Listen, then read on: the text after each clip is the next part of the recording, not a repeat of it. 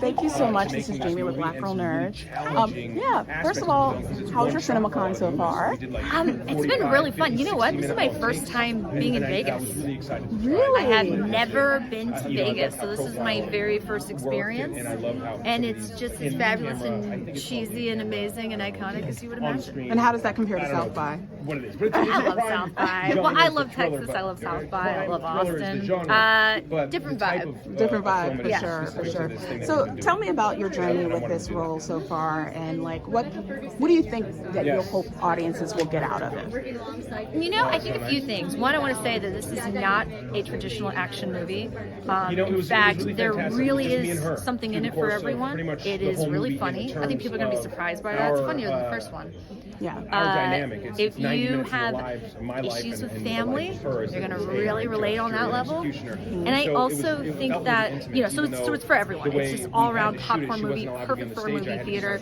But I'll also say that I think our movie does a really wonderful job at highlighting nonverbal, neurodivergent people.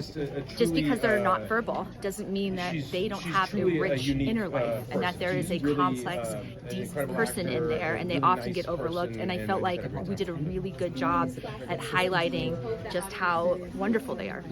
And where does your character fit into the dynamic of the brother relationship in the story? Well, I don't want to give away too much, but she is a very central thread. She is also neurodivergent. I won't say what with. And basically, she's sort of the impetus or the link that is forcing Christian Wolf and his brother to come back together. You know, CinemaCon is all about going back to the movies and celebrating being in the theater. Why is this an important movie to see in the theaters?